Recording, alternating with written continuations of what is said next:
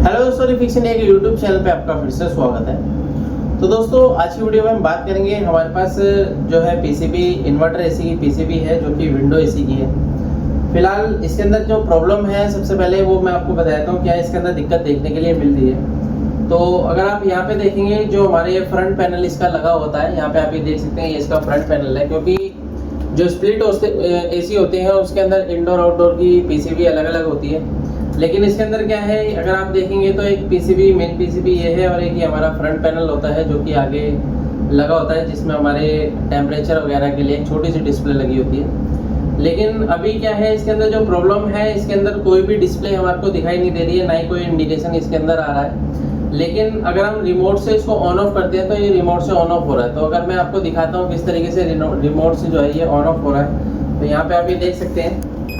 तो यहाँ पे जो है ये हमारे को आवाज़ कर रहा है, ये देख सकते हैं। तो रिमोट से ऑन ऑफ ये प्रॉपर तरीके से हो रहा है। लेकिन इसके अंदर अगर आप देखेंगे तो कोई भी इसके अंदर डिस्प्ले हमारे को दिखाई नहीं दे रही है। यहाँ पे अगर आप देख सकते हैं कोई भी डिस्प्ले नहीं है। तो यहाँ पे देख सकते हैं छोटा सा इसका एक MCU लगा हुआ है। तो MCU बेसिकली क्यों लगाया जाता है, यहाँ पे अगर आप देखेंगे तो ये कम्युनिकेशन का एक सर्किट इसके अंदर बना हुआ है। और ये कम्युनिकेशन का सर्किट जो है वो इसके साथ कम्युनिकेट करता है। दूसरी चीज़ क्या है कि अगर आप इसके अंदर देखेंगे कि ये MCU जो है कम्युनिकेशन के साथ साथ में इस डिस्प्ले को भी डाटा देने का काम करता है। डिस्प्ले आईसी यहाँ पे लगी हुई है, डिस्प्ले आईसी यहाँ पे देख सकते हैं, उसको भी ये डाटा देने का काम करता है। तो फिलहाल इसके अंदर जो डिस्प्ले की आईसी लगी हुई है उसका नंबर मैं आपको बता देता हूँ। क्या नंबर है इसका नंबर है STLAD 316 MTR। तो ये थोड़ी कॉमन आईसी है जो मोस्टली काफ़ी सारे पीसीबी में आपको ये देखने के लिए मिलेगी, जो कि डिस्प्ले के लिए लगाई जाती है। बेसिकली डिस्प्ले को कंट्रोल करती है और कुछ हमारे स्विच होते हैं। ये हमारी 8 चैनल की आईसी होती है जो 8 स्विच को ये कंट्रोल कर सकती है। तो ये 8 चैनल की आईसी है। फिलहाल डिस्प्ले अगर हम इसके अंदर देखते हैं तो डिस्प्ले इसकी वजह से नहीं आ रहा है। तो इसको किस तरीके से चेक करना है, कैसे हम इसको रिपेयर कर सकते हैं, वो सारी चीज़ें मैं इस वीडियो के अंदर आपको बताने वाला हूँ। अगर आपके पास भी इस तरीके की प्रॉब्लम आती है तो आप हमारी ट्रेनिंग ले सकते हैं। ट्रेनिंग लेने के लिए नीचे दिए गए कॉन्टैक्ट नंबर पर कॉन्टैक्ट करेंगे तो आपको कंप्लीट प्रैक्टिकली ट्रेनिंग आपको यहाँ पे सिखाई जाएगी, जो कि हमारे रिपेयरिंग सेंटर में सिखाई जाती है। तो चलिए स्टार्ट करते हैं। अभी मैं आपको बताता हूँ आईसी को चेक करने का प्रॉपर तरीका क्या होता है।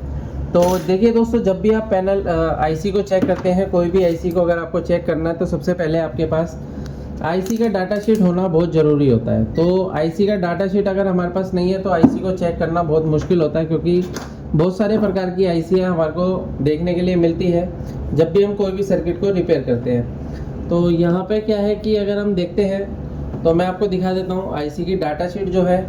तो ये मेरी आईसी की डाटा शीट है, यहाँ पे आप ये देख सकते हैं। तो इसकी पिन नंबर 9 पे सबसे पहले हम इसकी VCC वोल्टेज चेक करेंगे। और VCC वोल्टेज अगर हम देखते हैं, सबसे पहले इसकी जो वोल्टेज हमारे को मिलनी चाहिए 5 वोल्ट की सप्लाई हमारे को यहाँ पे मिलेगी। और ये हमारे MCU के साथ कनेक्टिविटी रहती है इसकी। जैसे कि अगर आप देखेंगे डाटा इन और आउट है, क्लॉक है, STB है, और यहाँ पे हमारा 3.3 वोल्ट की सप्लाई आती है। तो पिन नंबर 9 पे इसकी 3.3 वोल्ट की सप्लाई पहले हम चेक कर लेते हैं। तो 3.3 वोल्ट की सप्लाई चेक करने के लिए सबसे पहले हम एक पॉइंट ग्राउंड में रखेंगे। और यहाँ पे अगर आप देखेंगे तो पिन नंबर 9 हमारी यहाँ पर है, 1 2 3 4, ये पिन नंबर 9 है। तो अगर हम मल्टीमीटर को देखते हैं, चेक करते हैं यहाँ पे, तो देख सकते हैं आप 5 वोल्ट की सप्लाई हमारी बिल्कुल परफेक्ट तरीके से देखने के लिए मिल रही है। 5 वोल्ट हमारा ओके है।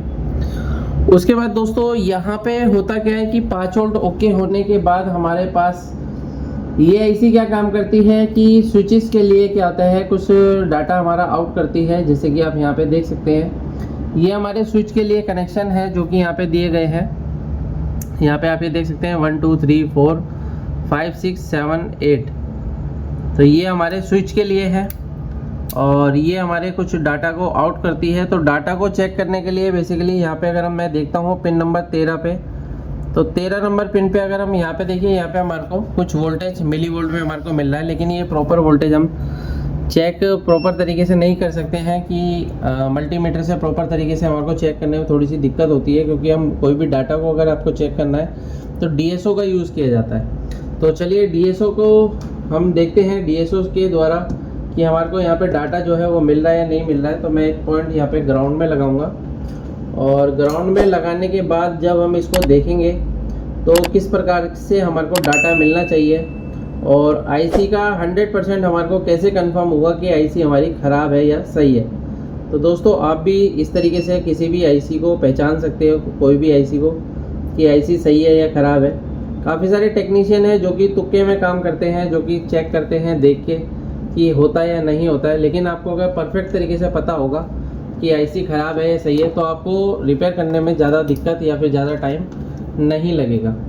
तो अभी मैं इसको एक पॉइंट को ग्राउंड में लगा लेता हूँ इसके, और दूसरे पॉइंट से अगर मैं यहाँ पे चेक करता हूँ तो सबसे पहले हम इसकी वोल्टेज चेक करेंगे। तो मैं 5 वोल्ट पर डिवीज़न पे लगा लेता हूँ, और मैं इसकी पिन नंबर 9 पे अगर वोल्टेज चेक करता हूँ तो देख सकते हैं 5 वोल्ट मुझे यहाँ पे मिलना चाहिए। ये देखिए यहाँ पे 5 वोल्ट की सप्लाई मुझे यहाँ पे मिलनी चाहिए। तो अभी क्या है, पीसीबी हमारी ऑफ कंडीशन में आ गई है। इसको दोबारा से ऑन कर लेते हैं एक बार। तो मैं यहाँ से इसको एक बार शॉर्ट करके चेक ट्राई करता हूँ। तो अगर आप यहाँ पे देखेंगे तो इसके कोई भी बटन जो है वो यहाँ पे प्रॉपर तरीके से काम नहीं कर रहे हैं। यहाँ पे आप ये देख सकते हैं बटन भी इसका प्रॉपर काम नहीं कर रहा है। तो बटन अगर मैं शॉर्ट करने की कोशिश कर रहा हूँ तो बटन भी इसका काम नहीं कर रहा है। तो अगर हम रिमोट से इसको ऑन करते हैं और फिर से अगर मैं इसकी वोल्टेज चेक करता हूँ, 1 2 3 4, तो देख सकते हैं यहाँ पे हमारे को जो वोल्टेज मिल रहा है, ये 5 वोल्ट पर डिवीज़न पे मैं इसको सेट कर लेता हूँ। तो अगर आप यहाँ पे देखेंगे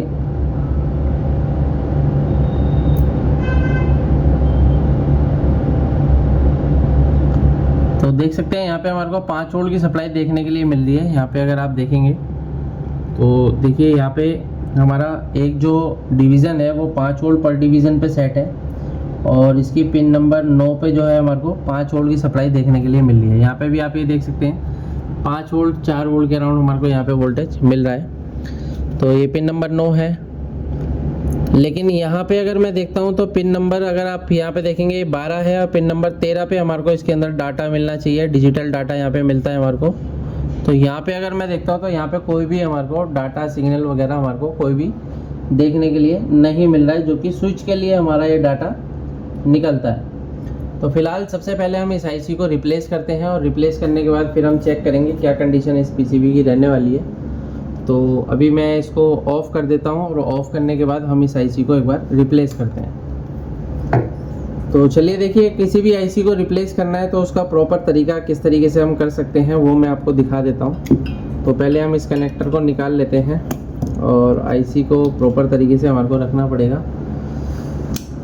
तो चलिए इसको निकालते हैं। पहले मैं इस पर पेस्ट लगा लेता हूँ, और इसके लिए मेरे को नई आईसी की भी रिक्वायरमेंट होगी। तो दोस्तों ये आईसी अब मार्केट में इजीली मिल जाती है।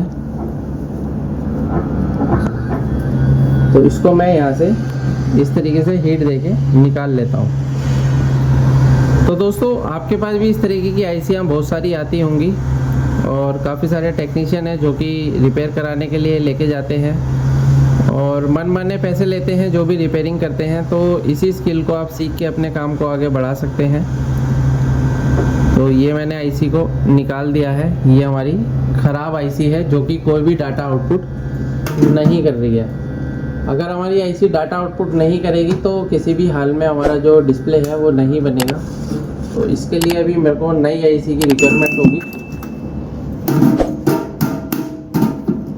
तो यहाँ से मैं नई आईसी निकाल लेता हूँ। तो ये मेरे पास नई आईसी है, और इस आईसी का नंबर भी हम देख लेते हैं एक बार। तो यहाँ पे अगर आप देखेंगे तो आईसी का नंबर बिल्कुल सेम है। यहाँ पे मैं आपको जूम करके दिखा देता हूँ। यहाँ पे अगर आप देखेंगे तो आईसी का नंबर क्लियर करके देख सकते हैं। तो इसका जो नंबर है ST-LED 316 MTR। तो बेसिकली हमारी डिस्प्ले आईसी है, और ये हमारे सभी कीज़ को भी ऑपरेट करती है। तो ये आईसी हमारी ख़राब है, इसको हम चेंज करेंगे।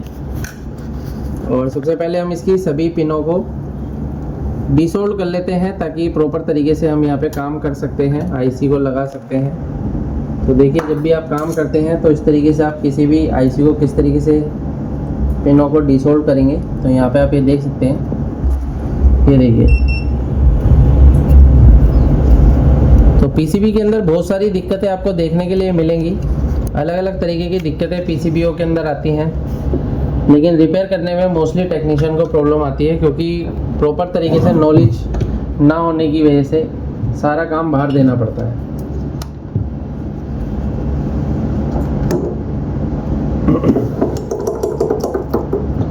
यहाँ पे मैं इसको चेंज कर लेता हूँ। ये देखिए इस तरीके से हम इसको साफ़ करेंगे। जब भी आप कोई भी आईसी को लगाते हैं तो क्लीनिंग से, अगर सफाई से लगाते हैं तो बहुत अच्छी तरीके से आईसी हमारी लगेगी।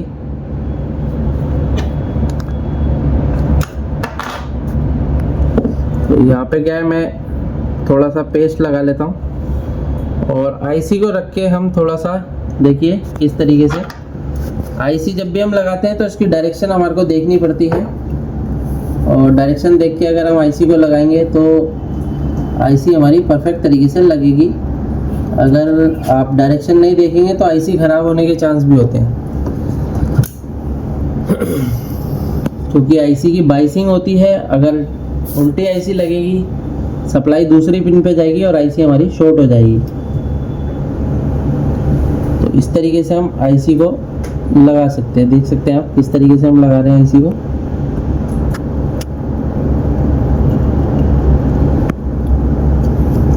तो यहाँ पे हमने दोबारा से पेस्ट लगा लेते हैं।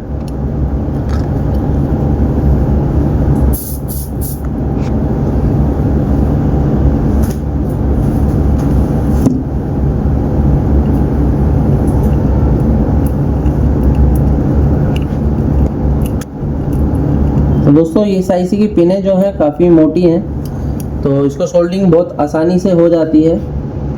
थोड़ी सी प्रॉब्लम उसमें आती है जिसके अंदर पिनें थोड़ी पतली होती है, बारीक होती है, उसको सोल्डर करने में थोड़ी सी दिक्कत मिल सकती है आपको।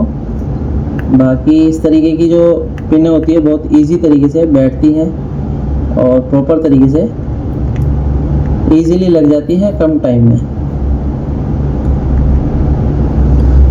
तो ये आईसी हमने लगा दी है।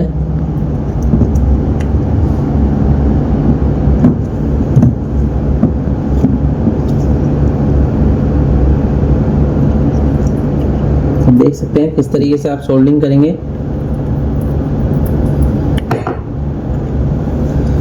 और सोल्डिंग करते टाइम अगर आपका सोल्डर थोड़ा बहुत अगर प्रॉब्लम करता है तो आप पेस्ट भी लगा सकते हैं।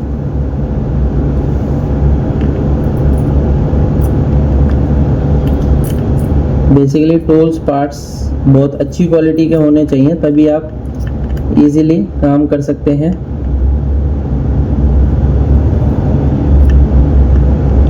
तो अभी क्या है कि हमारी आईसी बिल्कुल परफेक्ट तरीके से जो है लग गई है, और सभी पिनें जो हैं बिल्कुल अच्छे तरीके से सोल्डर हो चुकी है। यहाँ पे आप जूम करके देख सकते हैं।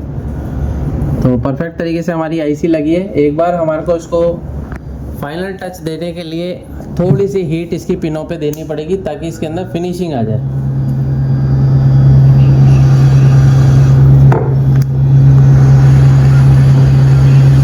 इस तरीके से आप थोड़ी सी हीट देके फिनिशिंग ला सकते हैं बस। तो अभी क्या है कि ये हमारी आईसी प्रॉपर तरीके से लग गई है, और इसको हम थोड़ा सा सोल्डर लगाने से पहले जो हमने यहाँ पे पेस्ट लगाया था उसको थोड़ा क्लीन करना पड़ेगा, क्योंकि वो धूल मिट्टी को बहुत जल्दी चिपकाता है, जो कि हमारी पीसीबी को आगे चल के नुकसान दे सकता है, यानी कि शॉर्ट होने के चांस उससे हो जाते हैं। तो इस तरीके से देख सकते हैं आप, ये हमने लगा दिया। आप इस तरीके से भी चेक कर सकते हैं, कोई भी पिन हमारी हिल नहीं रही है। तो चलिए एक बार देखते हैं क्या कंडीशन इसकी बनती है। तो मैं इसके अंदर पावर दूंगा और पावर देने के बाद हम इसको चेक करेंगे। तो ये दोनों कनेक्टर मैं यहाँ पे लगा लेता हूँ। तो चलिए एक बार ऑन करते हैं।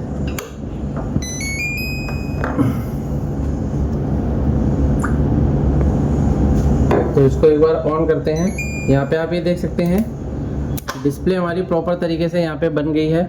17 डिग्री टेम्परेचर हमारा दिखा रहा है। सभी बटन भी हमारे चल रहे हैं, देख सकते हैं आप। ये देखिए, ये फैन का है, ये हमारे को डिस्प्ले दिखा रहा है, यानी कि ये हमारा कंप्लीट ओके हो चुका है। तो मैं एक बार आपको डाटा भी दिखा देता हूँ। इसके अंदर डाटा भी हमारे को दिखाई देगा, जो कि पिन नंबर 13 पे अगर हम देखते हैं तो देख सकते हैं यहाँ पे हमारे को डाटा भी, ये देख सकते हैं यहाँ पे दिखाई दे रहा है।